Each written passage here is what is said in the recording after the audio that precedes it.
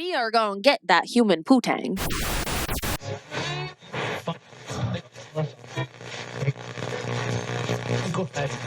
You're listening to a Cult Talk Network podcast. File access granted. Hello, all you idealist believers, skeptics, and all those who question the universe around them. My name is Bailey. And I'm Ty, and this is Cult Talks Conspiracy. We're back from Culttober. Spooky season is in the rear view, but if you're like me, if you're like Bailey, spooky season's all year long. Yes. But now we're getting into the feasting season. It's Thanksgiving time now. Thanksgiving's rolling up on us. And I'm ready for deviled eggs and turkey and mashed potatoes and stuffing and all that is on the horizon. Yeah, same. We always have like multiple Thanksgivings. So like we do like our Friendsgiving, which I think Mike and Anna took over, which I'm not mad at. That was a whole lot of cooking. At my place. Fabulous. I think that was the plan. We'll see. No, I'm more excited now because I mean, oh man, you go all out. It's going to be amazing. I expect a way better turkey dinner than the last one you presented us a few years ago. Like, I'm just saying. That was... Last year I tossed a Banquet's TV dinner in the microwave for everyone. For everybody. Just the one. There was only one. Those mashed potatoes are made with real cream. I bet it is. It's like the main thing they advertise in those boxes. Made with real cream. Don't worry about the meat. We don't need to worry about the meat. Don't worry about the potatoes. But hey, this is definitely real cream that you're getting in the mashed potatoes. That's the big selling point that people are looking for when they're purchasing their turkey dinners. Don't worry about nothing else. But we talked about missing 411 on the last episode. Mm-hmm. Something we've been wanting to touch on for a while. That was how we capped off our Culttober celebration. And that was a blast. And Bailey, you're revisiting something that you talked about last year, kind of around this time. Yes. And if you go back and listen to the episode, Ty is even like, I'm shocked you didn't bring that up. So we had to come back and we had to, kind of give this beast the proper recognition that it deserves. And today we are talking about the Nephilim. Ooh, Nephilim. Those, I think we even touched a tad bit on them. Mm-hmm. During the big Bigfoot series we did back in February, I think it was when I did that. I think it was February. But we talked a little bit about the Nephilim because they kind of, if you get really deep in the Sasquatch lore, the Nephilim are there because that is kind of like a portion of like the Bigfoot conspiracy or the Bigfoot lore. People will kind of tie into it, but I think we've talked a little bit about them, but I know you definitely mentioned the Nephilim back on File 033, which was the Giants episode we did last year. Yes. The day after Christmas. Day after Christmas was fun. But yeah, I'm really excited about this one because like, it's like the grandpappy of giants. Like this is where our sort of origination of what we know as modern day giants are, or what we think we know as modern day giants are. This is where they spawn from. So we get to go back into history. We get to talk about quite a few different cultures. If you guys are new to this channel, I love talking about conspiracy theories that hit all cultures all around the world, because that to me sanctifies that there is something true inside whatever it is that they're talking about. Because I've said it again, I'll say it now. Communication was not what it was. So the fact that all of these cultures all over the world have experienced something very similar is extremely profound. So I will never stop talking about these kinds of conspiracies, and they are my bread and butter. I love them. Oh yeah. Once you see like something pop up in different cultures and different time periods, especially when you go back to like the ancient world where there was very little communications, interactions between different cultures, and you start to see things that align, it's very intriguing. I think it does give a little bit of a little more like belief, or I guess confidence in a myth when you see it pop over different cultures. It definitely does, like I said, make it way more intriguing too when you can pull from their different lores and different backgrounds. Yeah, I don't know, it's just it's jarring in a way to experience that and to be like, oh, well, this is actually what this is. And it's incredible, honestly. We're not going to talk about all of the stories of giants and Nephilims. We will make mention of them. But to be quite frank with you, we like to only keep you guys here for about an hour and a half. And that would be an entire college lecture if we talked about all of the stories of the Nephilim from different cultures around the world. So, we're going to keep it short and sweet. That opens up the field for part 2s. It does. And things like that, which, if you guys really enjoy this, by all means, maybe you'll hear more about it in the future. Let us know. Comment. But I am ready to talk about this great giant beast. What about you, Ty? Ooh. Oh, I'm ready to hear about the Nephilim. We'll hear about these titans. I want to hear more about them. Like I said, we touched on them last year, File 033. And here we are again because it is indeed just a huge, huge mythology. So, well, without any further ado, let us unseal this file number 055, the Nephilim Chronicles, Tales of Titans.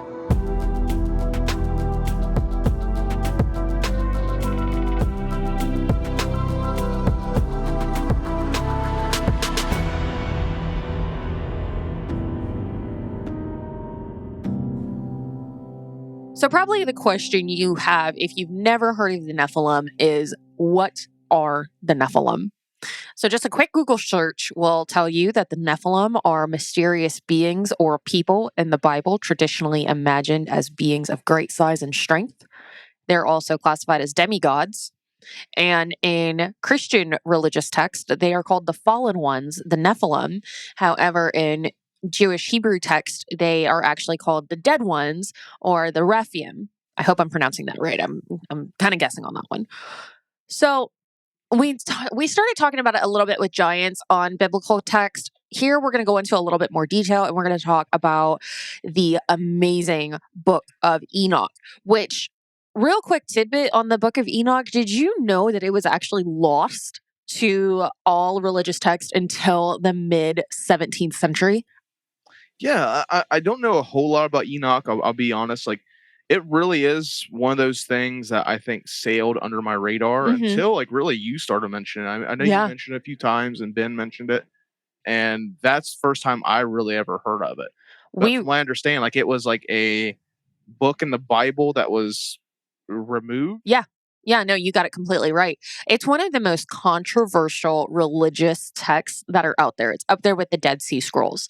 So the Book of Enoch was originally written in Hebrew Judaism text and wasn't even brought into the New Testament because a lot of people believe that the Book of Enoch is not canon to the Bible, regardless of Enoch actually being the son of Jared and having conversations with God himself according to the text.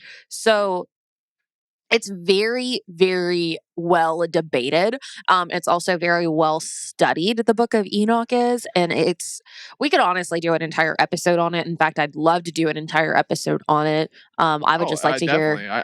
I know at one point we were planning it and just never came to be. But yeah, I think that definitely would be a must. Because like I said, I don't know that much about it. So, but definitely it sounds interesting. I mean, I love like biblical conspiracy like that, so that like sounds like right up my alley. So it and the Book of Lilith, who is not as widely debated, but the Book of Lilith also comes from Hebrew text as well, and that one is not as widely debated because it has been quote unquote debunked as not being a part of religious canon. However, the Book of Enoch has not made it to that level. A lot of people still do believe that it is either real or not real, or parts of it were hoaxed. Really interesting, and I know we're going on a little bit longer on the Book of Enoch than what I planned on. But what's interesting about it is it actually derives from 3 different languages. Actually, a little bit more, but it derives from, I believe, English, Hebrew, and also Greek. Okay. So it's cool. Like, it's one of those things that it's like, why did we write it in so many different languages if it's not canon to religion? Oh, yeah. But we're gonna sidestep for a second, and we're gonna talk about the book of Genesis, because we do find the most evidence of Nephilim actually in the Bible itself, as opposed to any other. So they're because I know when I was in church, there was this one person who was in my church. He was like super obsessed with like the Nephilim. Yeah, like he thought that was like the coolest thing, and he would like bring it up all the time. So, yeah, like, that was probably the first time I heard of the Nephilim was when I was in church. Oh yeah, and the most evidence is in the Bible. It's ridiculous. It is. It's one of those things that it's like, if you really had thought ahead and thought that, oh, well, we're going to tell people that this isn't real, it's like, then redact that. So, but in the book, they didn't have as strenuous as a editing system back then. No. They didn't have monks just making lines. Just they couldn't run it through ChatGPT or whatever. No, get rid of this. So in the book of Genesis is where we get the fallen one's name for the great Nephilim. So the book also details that they are a product of the sons of God and human women. So this was when angels were actually mating with humans, and it was said that the son of God mated with the human woman in order to bring forth the Nephilim.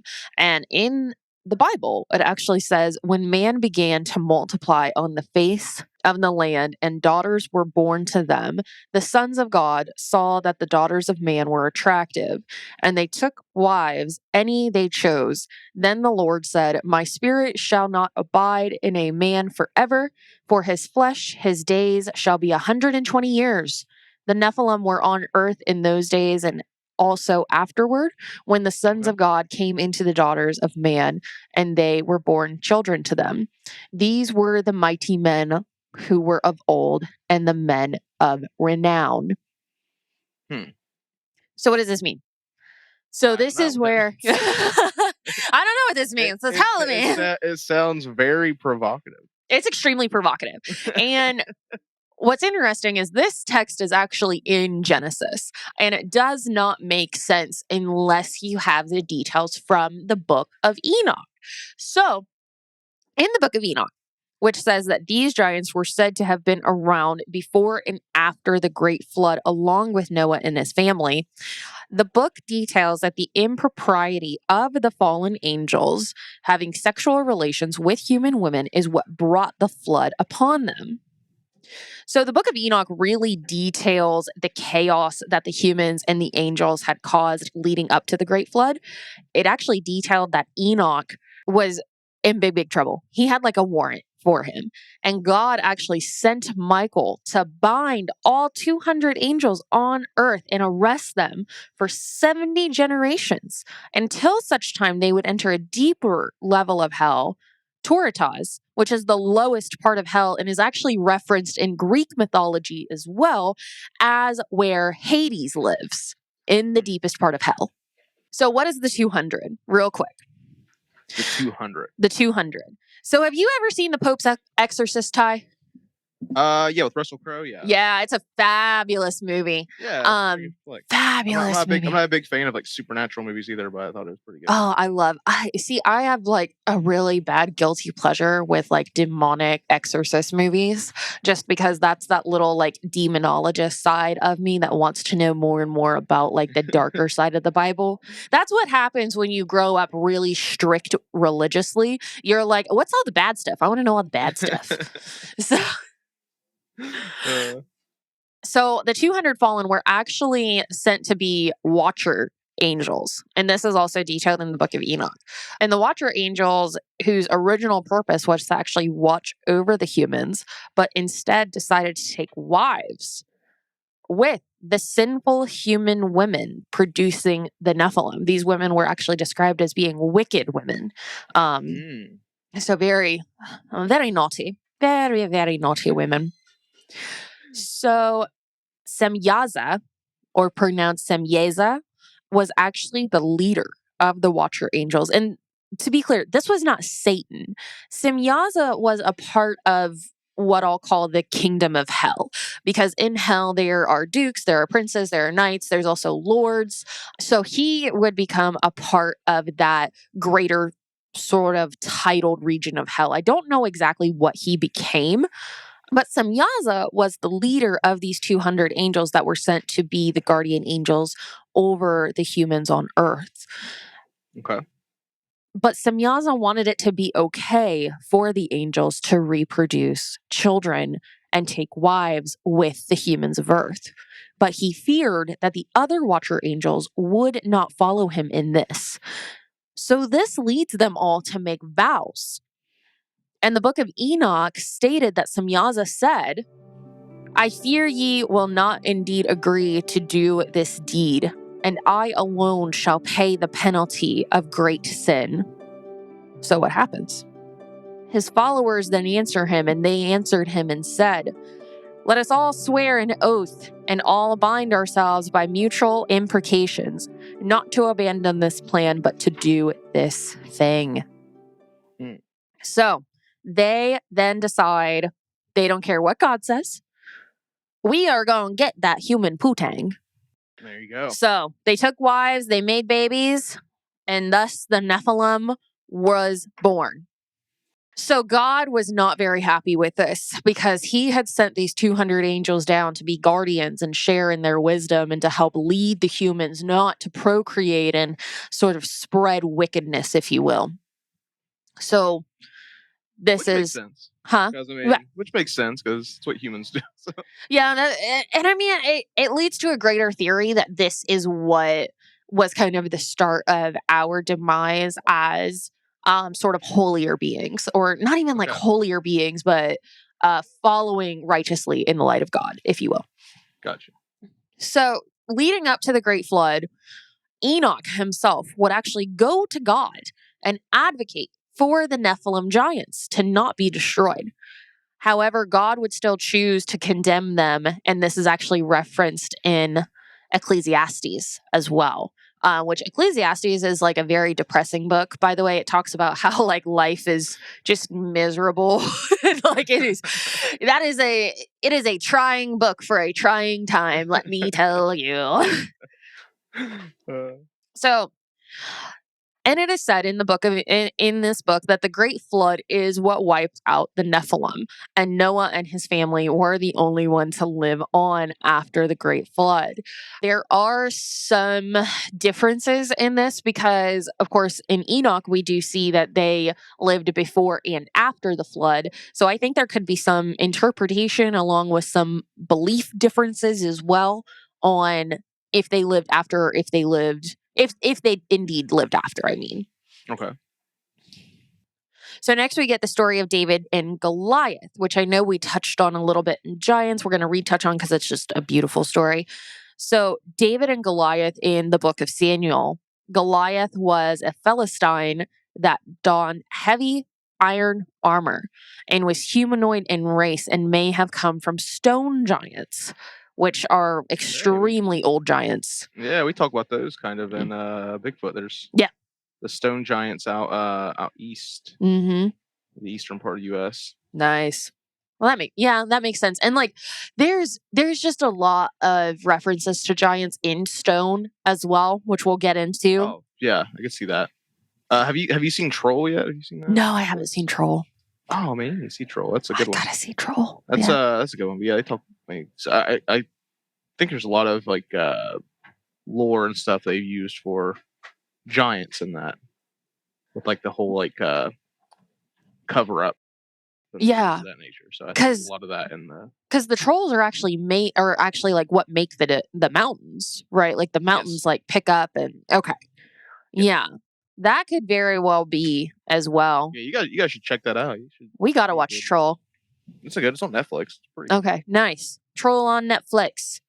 That sounds funny. But Goliath was said to be between 7 and 8 feet tall and would weigh between 280 to 340 pounds. That sounds about like what the size of Ripley's going to be in a year. So David was the youngest son of Jesse and was a shepherd for his father in Saul. Goliath would actually challenge King Saul for 40 days to send out his best warriors to fight him. And no one would face Goliath, as surely they would be killed instantly by the giant. That was until David accepted his challenge. Very entertained, he walked up to Goliath armed with a sling and stones. And the giant was very amused by this, thinking, oh, well, this is going to be an easy fight.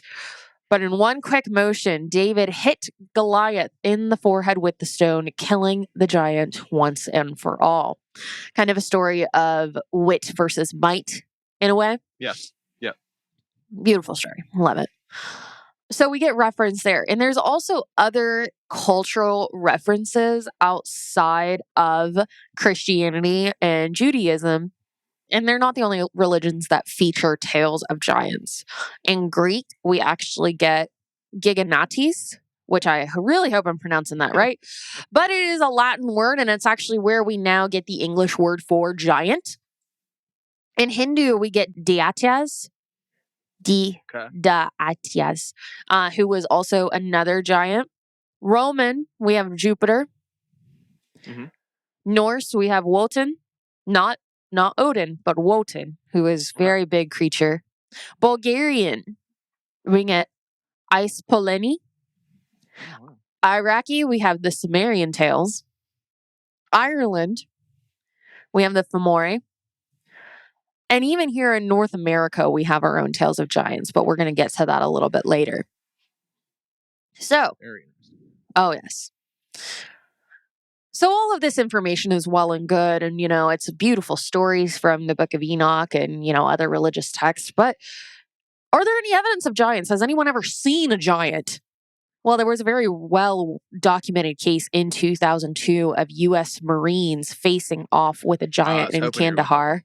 Hell yeah. This is the story that got me into looking deeper into giants.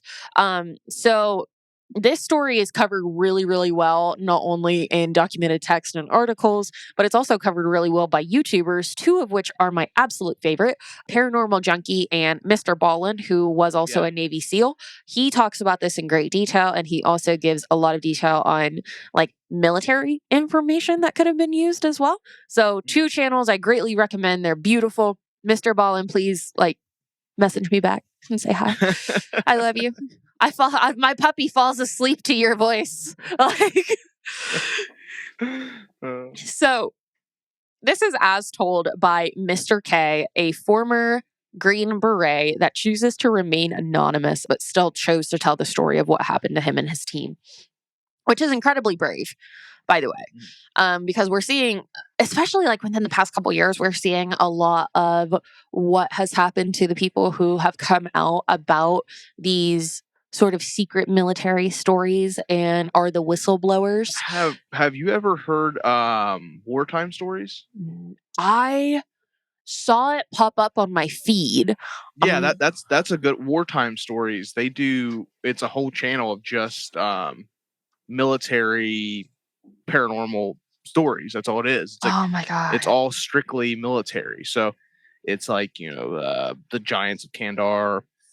There's a bunch of Vietnam stories of the soldiers in Vietnam encountering giant serpents, and, vengeful spirits, things like that. Sea monsters, all that stuff. But yeah, wartime, and it's all it's not animated. It's not motion animated, but it has illustrations included with it. Beautiful. It's the same channel. I'm pretty sure it does bedtime stories. Oh, okay. Yeah, I'm sure it's the same. If not the same person, the same group that does it. It's the same illustrations. But yeah, wartime stories, definitely give that a check. Absolutely. If Mr. Ballin stuff. If Ben hasn't heard of it.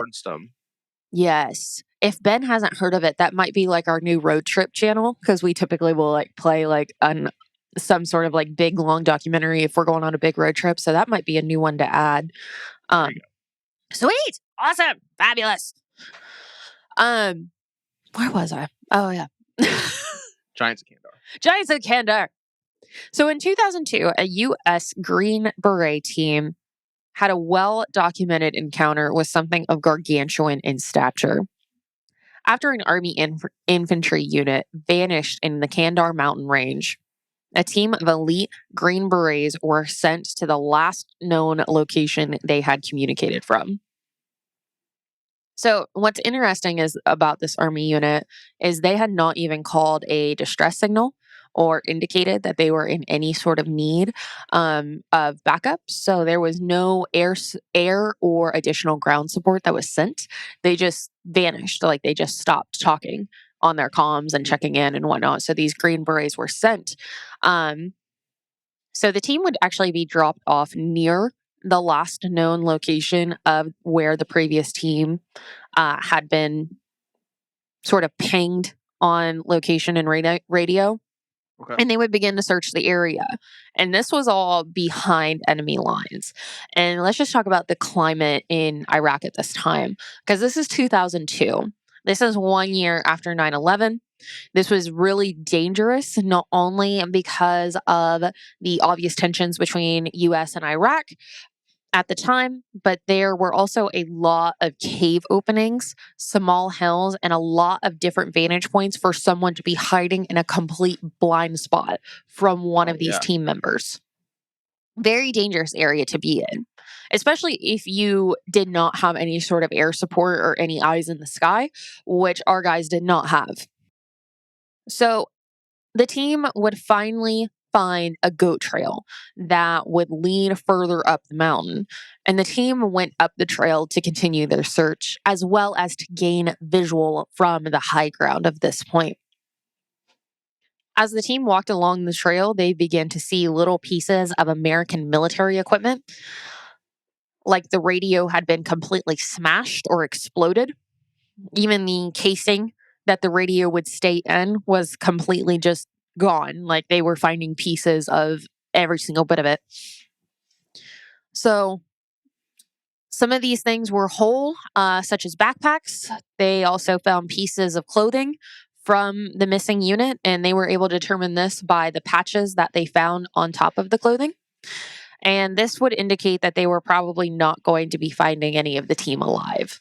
Man, that's got to be a terrifying feeling anyway. It's just like finding like bits and pieces of like dead soldiers while you're there and not having any idea what happened. Like, no, and I mean, that's got to be terrifying. I mean, let's just talk about the radios for a second. Those are heavy freaking duty radios. Oh, yeah. And the fact that it was just completely smashed. Like what? I mean, there's a lot of things that can take a radio out like that, but it being in little tiny pieces like that, I'm sure was extremely terrifying at first sight. Oh, I bet. As the team investigated further, they found there were bones, and whether they were human or animal was undetermined. But nevertheless, the team would move forward as they thought they might be ambushed. Yeah, because I mean, you got to think like you're seeing all these pieces of like presumably dead soldiers and destroyed equipment, and you just got to be on edge thinking, well, we're next. Oh yeah, absolutely. Because I mean, you got to think of the terrain too. You have all of these cave openings. You have a lot of spots on that mountain where there are blind spots. So at any point in time, you could have an entire team of adversaries just waiting for you. There was even a story that I can't remember, but there was an outpost. I believe it was also in Iraq, and it was just a very small U.S. outpost, and everyone hated going there because you would hear like voices in the middle of the night and like see creatures and whatnot. But I mean, that very well could be what was on top of this mountain in Kandahar. Possibly. Oh yeah, I'll have to find that story. That was a really good one.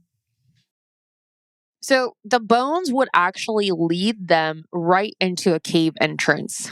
And then another, and then another. And beyond the entrances were these huge drop-offs off the side of the mountain, almost as if the entire area had been booby-trapped with doors to nowhere.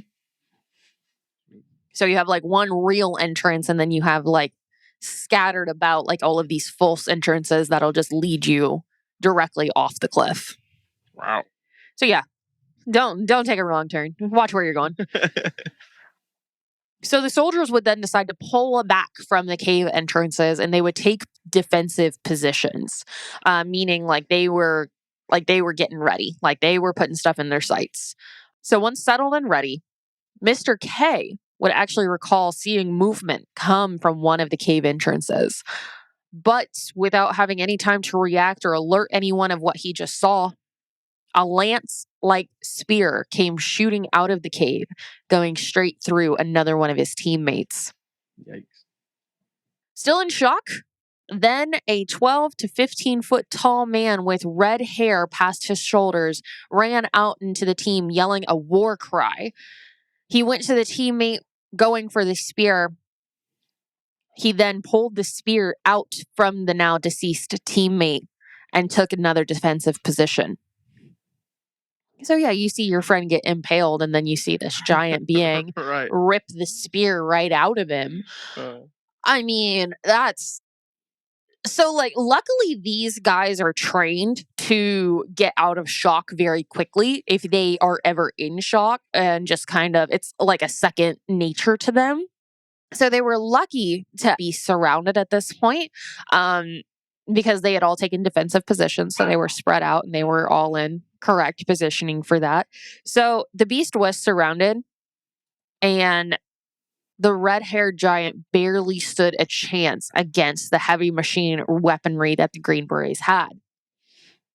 So you wonder though, like, so, they were able to take this thing out so efficiently, or if you had lost one, which is efficient, but I mean, for them to be able to defeat this thing, you got to imagine like what happened to the prior team. Like, they gone. What was it? Maybe more than one that attacked them, or whatever it may be. Because I mean, it seems like these guys were able to at least find their bearings and take it down fairly quickly once they got through the shock of seeing one of their guys getting impaled by a spear. But I mean, you got to wonder like what happened to the previous team, like what made them so inefficient against it. Yeah, and I almost wonder if it was sheer unexpectedness. You're not expecting to have a fight, number one, especially that high up.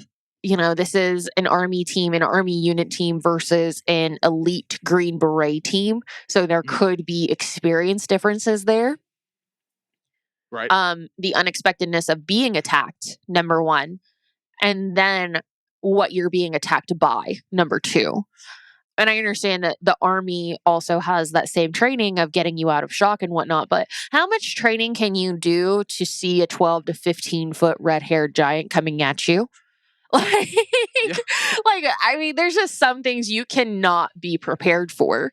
So I do think that it was a little bit of a difference in experiences where the Green Berets kind of knew that they were gearing up for the fight, and the army unit might not have known that. And then just the sheer shock of what they were seeing versus the elite training and because I don't want to down the regular army units team in any way, shape, or form. It's just a difference in training and what they were to be seen to expect.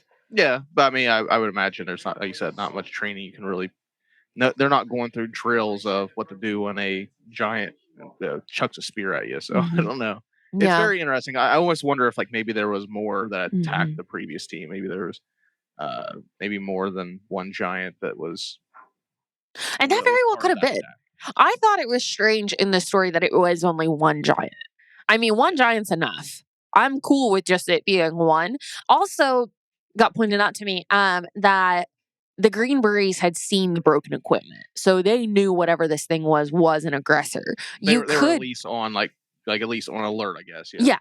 And you could make the argument that the bones would be enough to let you know that you are dealing with an aggressor. But how many wild animals leave bones around? And if they couldn't determine if it was human or animal, it's a toss-up, really. But I think the differences in training and the differences in experience is what really chalks it up to why one team went missing versus one team making it out. Yeah, I'd agree. So, unfortunately, they would have to confirm that their teammate did, in fact, pass away due to this very significant injury. And there's actually been parts of these lance-like spears found across the world too. I can't remember exactly what they are called, but it's not a full spear. It's like the head of it, and I mean these things are like swords. Like they are extremely long. They're extremely heavy. They're made out of full-fledged iron. And I mean, it's incredible to see these things. And you can tell that those pieces are broken off because of the way that it's cut at the end. And it's a defensive weapon. Like, it's sharp. So I'll have to look up what that's called. That's going to bug me now. So after confirming that their teammate had passed away, they then called to headquarters and let them know to bring a big helicopter. So they would actually end up sending 2 choppers, and one would actually take the team along with their fallen member. The second helicopter was only used to hoist and carry the giant to a nearby mobile base.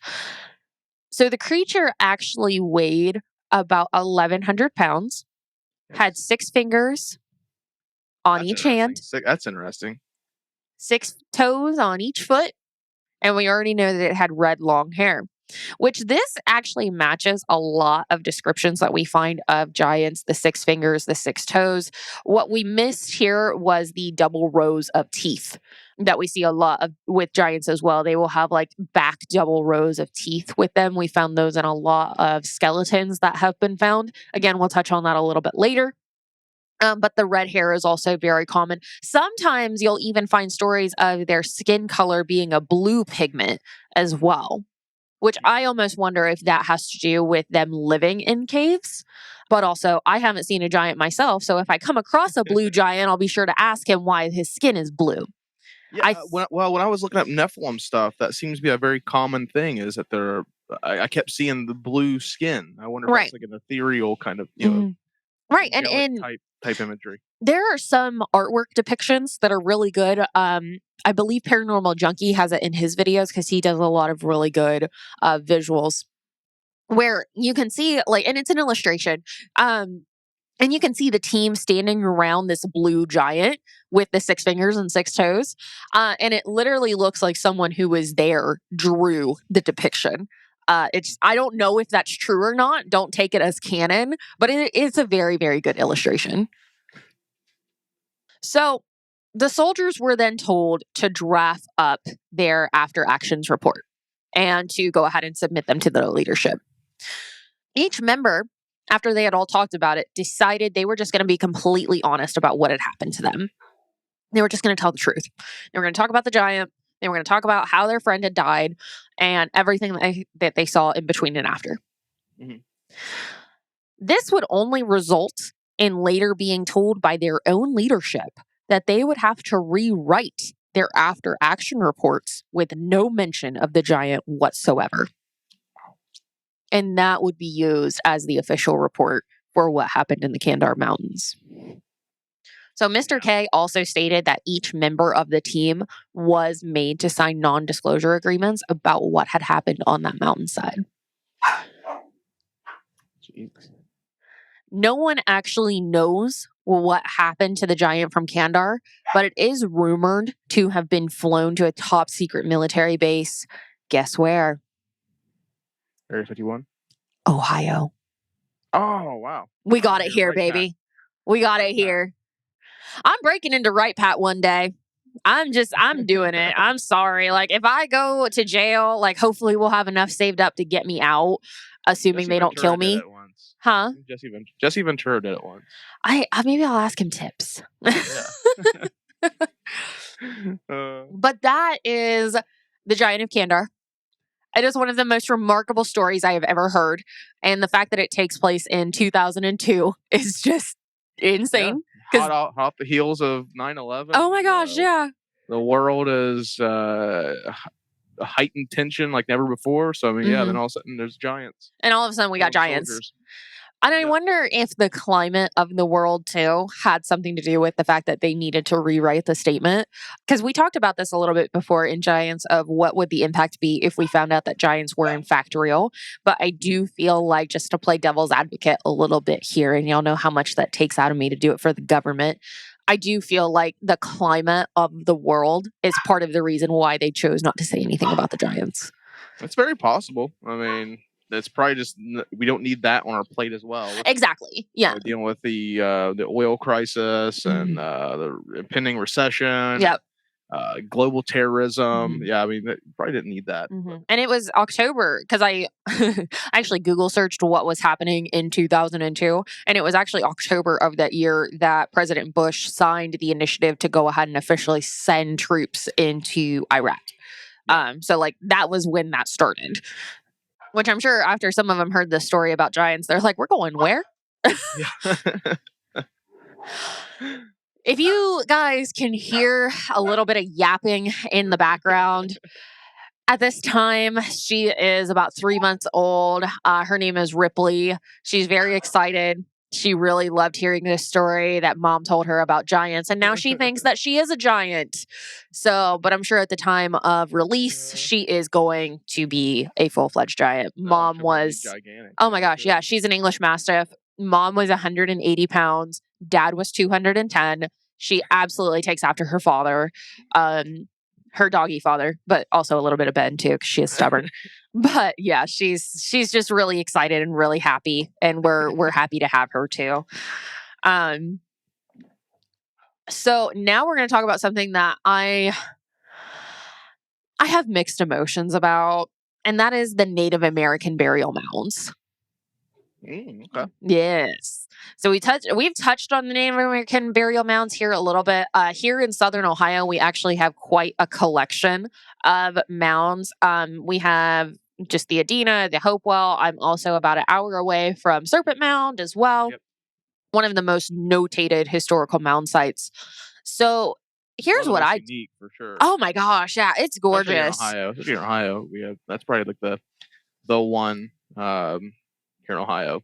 Mm-hmm. Just based off just sheer uniqueness. Oh yeah, because you also have the Newark earthworks that are in Heath, Ohio, that are like sections of different mounds, and like it goes throughout Newark and Heath. It's huge, which we need to visit that too. By the way, that one would be really cool to go to.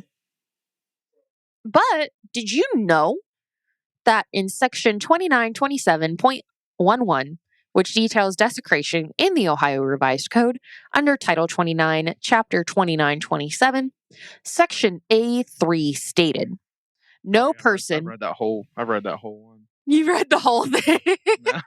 No, yeah. I found it, motherfucker. I found it. I can pinpoint that one. That's one of my favorite chapters. Oh my God. Yeah. That's a good read. That's when you get your hot cocoa up and you're good. Yeah.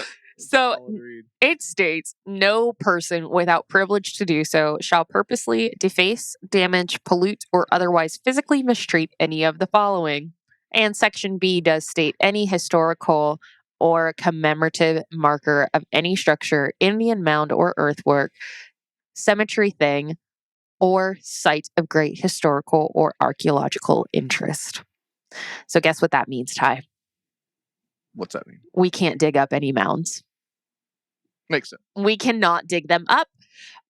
It makes it extremely hard for archaeologists to be able to go in and dig them up, because you do have a lot of red tape to go through, not only on the legal side, but also on the cultural side. A lot of Native Americans and people of Native American descent do view these mounds as holy sites, as they should. Total credence to that. But we want to know what's underneath of them. Just give me one. I just want one. The one that's here in Yaxanji Park, no one's paying attention to that. I just want one. And then if I find something in the one... Don't they just like, aren't they getting ready to tear up the ones in Chillicothe? No. Hell no. They tore up everything around the ones in Chillicothe. Okay. I know there was like talk of it. No. Oh my God, are you kidding me? That's our cash cow. Like they're not getting rid of that at all. I remember going to field trips like all the time in elementary school to those. Mm-hmm. Like once a year, it felt like they took us there just to get us out of the school. Yeah, I wish I could have gone. I went there. It seemed like every year I went there. Dang. My grandparents took us to Serpent Mound, and I believe I talked about this in an earlier episode too, that I, at the time, was too young to understand what it was that we were actually looking at. But now as an adult, I'd like to go back and actually it's going to be a lot longer of a trip if I go back there. We're going to spend all day there. But Hopewell Mound too. They just redid, they didn't redo. All they really did was they just made it nicer and prettier and made it like an actual site for people to go to at Hopewell Mound. I was actually just told by my dear friend Jemmy that I need to go and visit. So hopefully by the time of this release, I have visited Hopewell Mound. Yeah. But if you are found to have desecrated, dug up in any way a Native American burial mound, you may be on the hook for a misdemeanor crime in the second degree, which does result in 90 days in jail and or $750 in fines. That sounds like a price I'm willing to pay.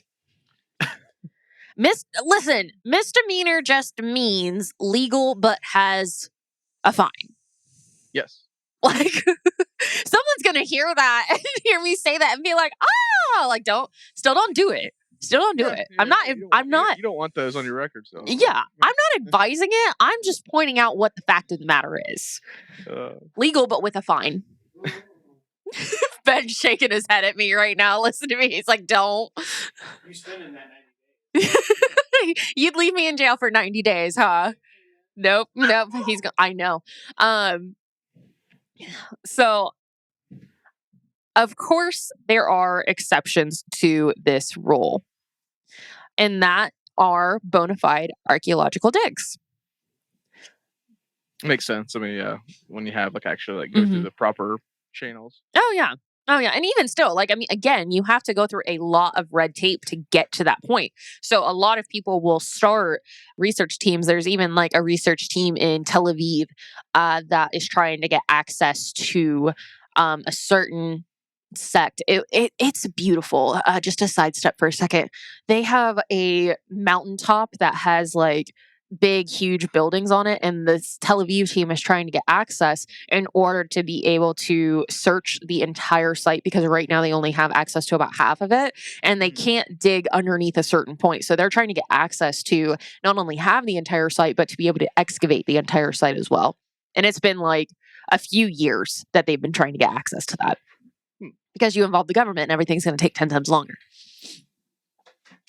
So while we're talking about digging up mounds and possibly trying to find evidence of giants, this is considered a part of forbidden archaeology. And the term forbidden archaeology was actually coined from the book Forbidden Archaeology, The Hidden History of the Human Race, published in 1996 by Michael A. Cremo and Richard L. Thomas. Now, in this book, it doesn't mention a lot about giants. However, it does mention that humans probably lived alongside a lot of different other humanoid races at one certain point in time, and we all lived in harmony with one another. Most mentionably named, is that of the ape man. The ape man? Mm-hmm. Living with apes. Cavemen? No, it just said ape men. Ape humanoids. Very Bigfoot. Yeah. Nice. Yeah. And what's this book called again? It's called Forbidden Archaeology, The Hidden History of the Human Race. Sounds very interesting. Oh, yeah. I came across that on Wiki and I was like, ooh, Amazon. So this, when we start talking about mounds and whatnot, this is kind of where the existence of giants and the evidence that have been found of giants starts to get a bad rep. Most, if not all, of the 20th century giant skeletons that were found in the United States were determined to be a combination of hoaxes, scams, and misidentification of extinct megafauna. Megafauna are large organisms which could weigh up to 100 pounds or over, and they are organic in nature as well. Okay. So going all the way back to the time of the settlers, they would be told by Native Americans of these giant beings. However, it wouldn't be until the 19th century that the mounds would be discovered, and these mounds would stretch over 100 foot in length and tower over us normal-sized humans. The first mounds were suggested to be built from circa 500 BC to 1650 AD and includes a few local treasures. And like I mentioned earlier, this includes Edina, Hopewell, and of course the most famous Serpent Mound and the Newark earthworks as well. And all of so many far and few between. There's mounds all the way out in Kansas and all over the United States, Texas. It's really crazy how many of these have been found and how few have actually been studied. So the structures alone point to a very intelligent and archaeologically advanced society. But some mounds that were studied did provide an even bigger discovery. There were tools, pottery, and other artifacts that would point to an advanced society, suggesting a deeper understanding of the mound building craft. They even found skeletal remains deep within the mound, and these skeletons were unlike any other that had been seen before, featuring unusual heights between 7 and 12 foot tall. The bones were also robust, meaning they were much thicker than that of normal human beings. And the skulls were even said to be the size of watermelons. A lot of people began to believe that this could be proof of a lost humanoid race of giants. Others pointed to disease and other natural abnormalities. Okay. So let us remember that medical care was not what it is today back then. And a lot of people... Not by any means. No. A lot of people do believe that some of these skeletons were results of lack of prenatal care, lack of care in general, also due to inbreeding, which can cause physical abnormalities such as extra or less digits than normal. So some do suggest that these beings could have been a separate race of Native American tribes that lived long ago. In Native American mythology, they do have many stories of giants being seen. The Osage men were described as being between 6.5 foot tall and weighing between 200 and 300 pounds.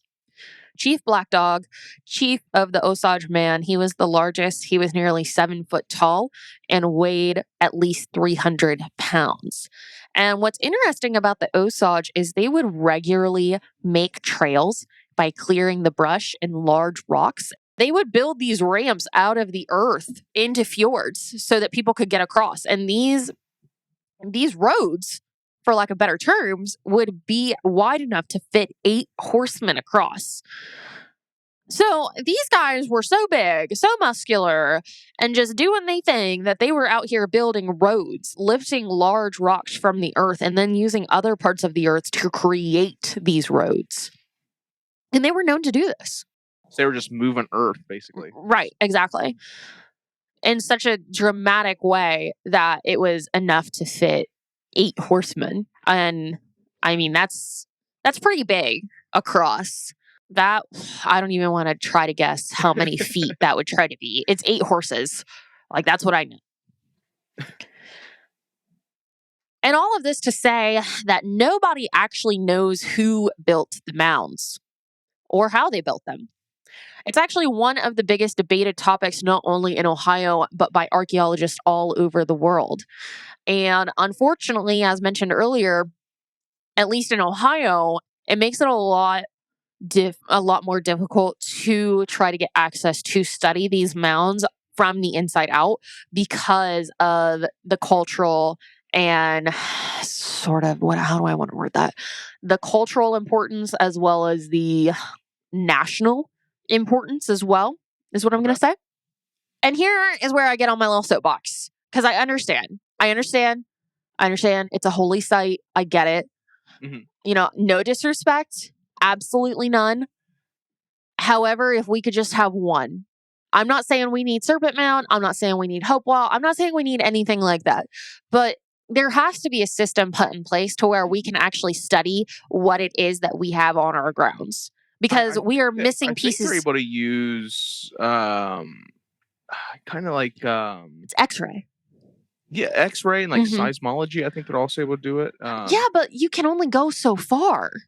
Right. Yeah, like, I mean, you're only going to be able to get so far with stuff like that before you actually can see what's underneath of the ground.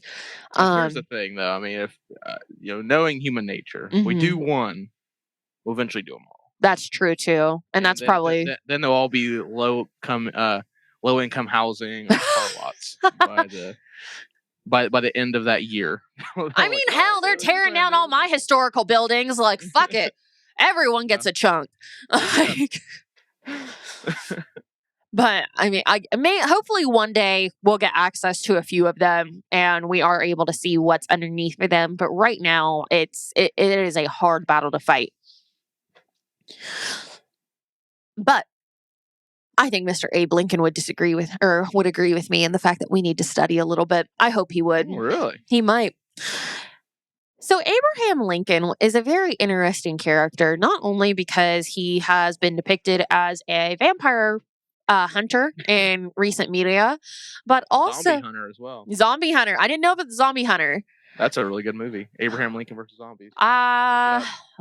We need Abraham Lincoln Search for Giants now. That'd be good. I'd watch that one. So in a quote from Abraham Lincoln when he visited Niagara Falls on the way home from campaigning in Massachusetts in 1848, he looked up at the Niagara Falls and spoke to the people and said, "It calls up to the indefinite past. When Columbus first sought his content with Christ and when Christ suffered on the cross, when Moses led Israel through the Red Sea, nay, even when Adam first came from the hand of his maker. Then as now, Niagara was rolling here. The eyes of the species of the extinct giants, whose bones fill the mounds of America, have gazed on Niagara, as ours do now.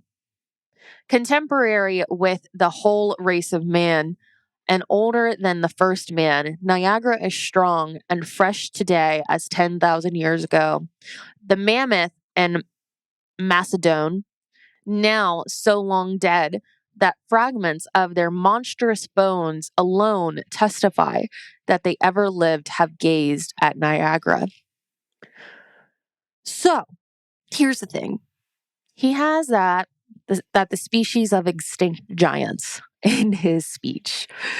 That's weird. Yeah, it's an interesting tidbit to put in there. There's a definitely like some interesting presidential addresses. I think we should definitely cover at some point. Oh, yes. I mean, there's been some weird things mentioned and just offhandedly during presidential addresses that are just very, very ominous. You think they're dropping hints?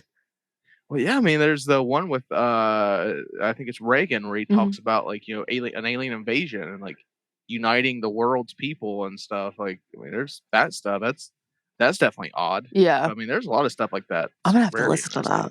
That's interesting. That's a great one. That's a very famous one. But no, that's weird. He would mention just drop giants randomly into this like address, but Niagara Falls. Oh yeah, and a lot of people assumed that he was actually talking about the woolly mammoth. However, it doesn't line up because not only does he mention mammoths later on in the speech, so it would be kind of like a repetitive nature for him, which he was not known for, but woolly mammoths were indigenous to the cold tundra of Europe, Asia, and in North America, but more in the Canadian and Alaskan areas where the temperatures would reach extremely cold weather. Now, very interestingly enough, there is a conspiracy out there that Lincoln was actually a part of a secret society to locate and prove the existence of giants, which is also what led people to believe or led people to speculate that this is the reason for the quote unquote hint he left in his speech at Niagara Falls that day. Interesting. That was something. So I cannot find a lot on it, but I mean, it's a secret society. Right. But I mean, it makes freaking sense when you take it in just this context. Yeah, a little bit. I mean, in this context, yes. I would say generally no, but in this context, yes. Abraham Lincoln's an interesting dude because he had a lot of things going for him. There's a lot of conspiracies out about Abraham Lincoln, more than I expected. So. You know what I mean? Yeah. I mean, I'd like to know more about him. We'll have to look at it up. Yeah. We'll have to look up more. See if we can do like an Abraham Lincoln episode. That'd be fun. I would love it. So, more evidence of giants is actually found in footprints in the mountainsides that have been found all over the world. One of the most famous is the giant's footprint in South Africa, located in a remote area east of Johannesburg. This print is a whopping 3.9 foot long from toe to heel and estimated to have come from a being 24 and a half foot tall. One of the most famous prints were actually found in Sri Lanka and India, and it is said to be from Lord Hanuman. I really hope I'm pronouncing that right. And it's actually a very important deity in Hindu religion.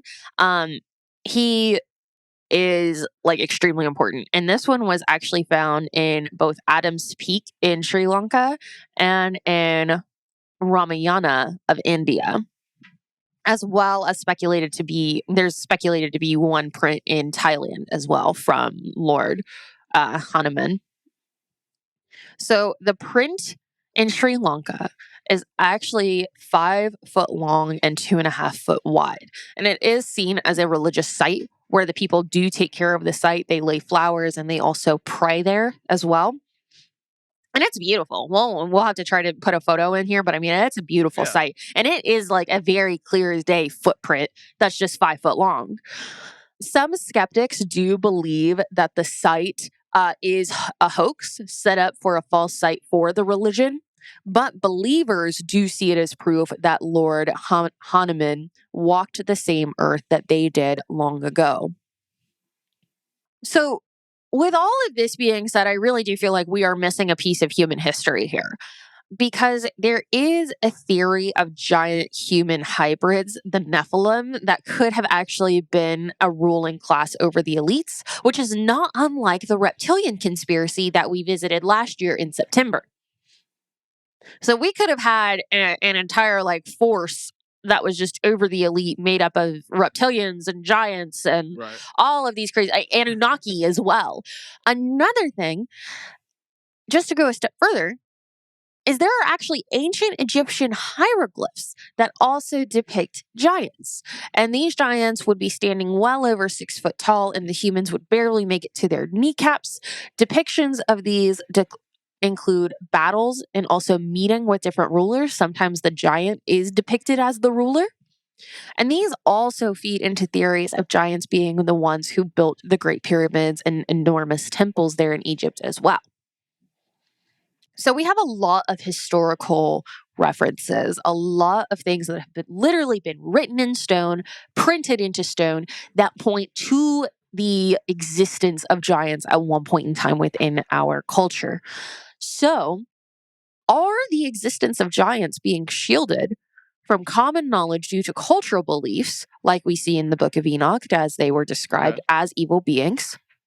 Government suppression, like here in Ohio, when we can't even excavate the grounds to find out what's beneath. Well, I think that's like most U.S., right? Like I don't think it's just Ohio, right? I just looked at Ohio. I'm not sure of the rest of the U.S. Pretty sure, yeah. Because I mean, yeah, it would make sense. It would make sense, but I just looked at Ohio. I'm not going to lie to you there. So, or is it a mixture of both? Which then leads to the question: what if giants are real?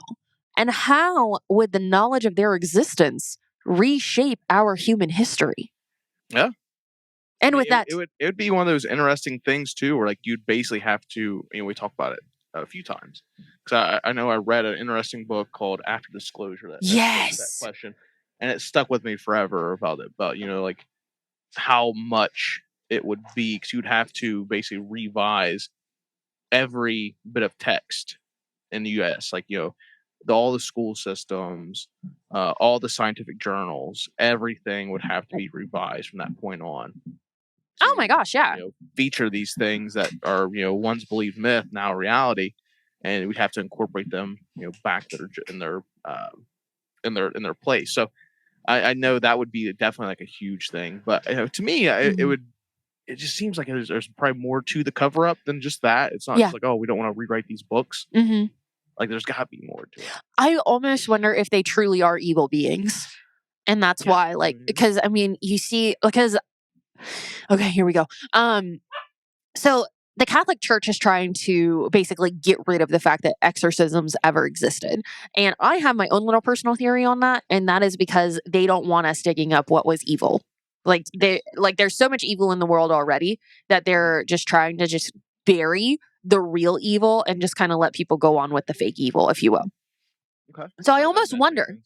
That makes sense, yeah. Right. So I almost wonder if the giants cover up is something of the light, where it's like these beings were absolutely terrible. Like, we basically genocided giants to make the world safer. So that's why cultures and governments and all of these different things are kind of aligning with one another to be like, hey, you don't want to know if these things are real, because if you do know that they're real, that's going to be a war and we're not going to win.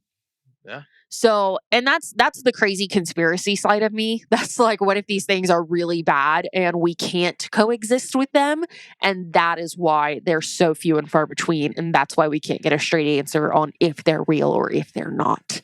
Yeah. Because you have to think, if it was so bad that religious text got rid of it, how bad was it in real life? You know, like it's one of those things where it was just, it's like we don't say his name, Voldemort. He's too evil. We can't do it. Yeah, I mean that's interesting. I also like the idea of them being real and kind of being like puppet masters. Yes, kind of concealing their hidden power. I kind of like that as well as a possibility. But yeah, I like that because then it aligns with the reptilian elite as well, yes. where they hide in society as well. Yeah, there was one video that I watched of, I believe it was Paranormal Junkie as well, because he has an entire playlist about giants. I very highly suggest it. But I think there was one in his queue that was about the government actually having these giants. They're just like in cryostasis. And it's super weird. I'll have to look more into that because that's really all I can say about it, like, confidently.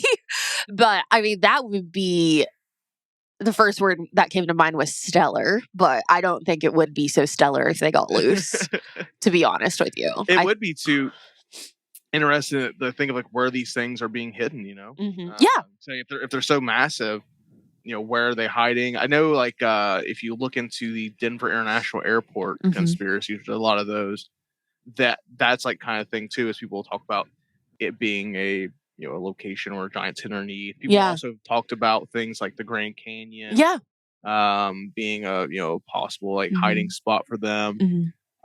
Various monuments, Easter Island,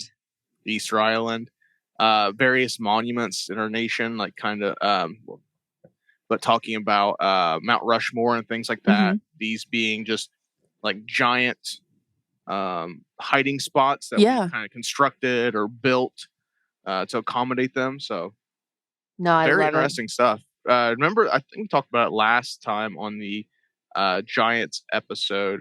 The one back last year was the TikTok giant. Yes.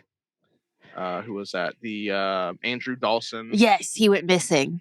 Yeah, he went missing. Yeah, that was interesting. I mean, it's super cool to think about this. Like, it's one of those things. Like, I know for a long time I never really bought into the whole giant thing for whatever reason. I just didn't know enough about it. But it seems like a lot recently, for sure, it's been covered quite a bit. Like, it seems to be much more like prevalent now.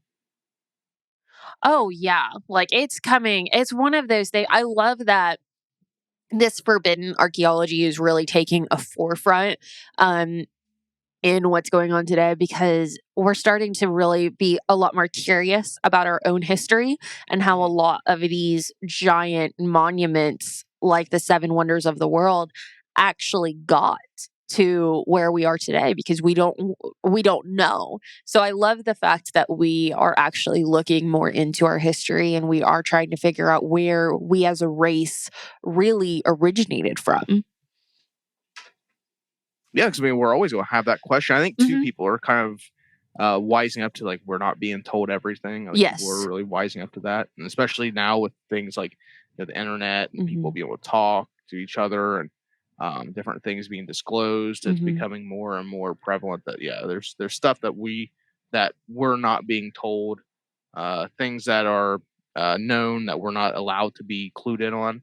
So I don't know. It's very interesting, the whole giant thing. I definitely watch Troll. You should definitely watch Troll. I've got it down on the list. It covers a lot of that. So, but this was great, Bailey. Awesome, thank you. I hope. I think this really kind of expanded on File 033 a lot more. I think this was very interesting, covering the Nephilim, the presence of these giants throughout the world. I mean, it's great. This is a great episode. Fabulous. I hope you had a gargantuan of a time. You tried. I tried. You tried for that. I tried. It didn't land. A gargantuan of a time. I need Jeffrey or not Jeffrey, that's his brother, Jerry, to write me a list. Yeah, you should have Jerry write your script for you. Yeah. I'll just give it to him and be like, come up with puns to put in there. Thanks. You tried. I did. But, A for effort. But yeah, this was great. I really enjoyed this a lot. This was, like I said, the Giants thing, it just seems like for a long time it wasn't talked about. Now it's all of a sudden like everywhere. Like I know it's a big TikTok theory that's on that platform a lot. So, and the Andrew Dawson thing was a huge deal. I think it was last year, or the year before when that happened. But I know that was like a big deal. The Giants at Kandar, just super interesting to see all these accounts of these gigantic beings interacting with humans or being sighted. But no, this was great. I'm so excited. I'm so glad you liked it. Oh, I loved it. This was a fantastic episode. This was really hard for me to like narrow down just because you can go so many different directions with it that it really took a lot of just focus to do. But I'm very happy with everything. And you guys, y'all let us know if you want to hear more. There's certainly more information out there. And let us know if you would like to hear an entire episode on the Book of Enoch, or to even expand a little bit more on religious texts that didn't make it into the New Testament that are sort of banned books from the Bible. If you'd like to hear any of that, we'd love to. I definitely would love to dive into those. I think that'd be a great episode for next year. Mm-hmm. Oh, yeah. But next episode, we're going to be talking about something else. We talked about giants. We've been talking about a lot of things this year. Oh, yeah. And I know we've mentioned a couple times, I can't remember what episodes, we've mentioned a couple times the Montauk Project. Yes. And we're going to talk about that next episode. I'm going to be presenting the Montauk Project for the first time here on Cult Talk Conspiracy in depth. We're going to be talking about that. That comes out on November 26th. And we're getting ready for Thanksgiving. And, we do have a Thanksgiving tradition we do here at Cult Talk Conspiracy. So you guys need to keep your ears out, because as we've done the last 2 years here on Black Friday, we will be presenting Men in Black Encounters 3 for you to indulge in while you're out doing your shopping and deal seeking and whatnot after Thanksgiving. So it's a busy Thanksgiving season for us here.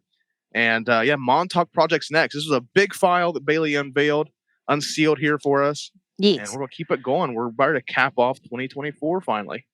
Woohoo! What a year it has been. It's been crazy. We've studied so much. So much. It's been a crazy year. So, but thank you guys for joining us here at Cult Talk Conspiracy. We hope you guys are preparing for a very fun Thanksgiving. I hope you had a great spooky season. Make sure you guys follow us at Cult Talk Net across the board: Instagram, Facebook, Twitter, YouTube, all the things. Bailey and I are here every other Tuesday with Cult Talk Conspiracy. You guys can check out Cult of Lore every first and third Thursday, where they talk about Warhammer and various fantasy worlds. And you guys need to check out youtube.com for the full video episode they do for a little added visual element that they work really hard on. So also we have Cult of Campbell, Cult of Russell. Those come out sometimes on Monday. But you guys can check on our YouTube and on various podcast feeds for all the backlogs of those. And Cultober Plus, where we put all of our movie reviews. It's a stacked feed, so check that out. But I think that does it, Bailey. I think so too, Ty. All right. Well, until next time, I've been Ty. And I've been Bailey. Question Never.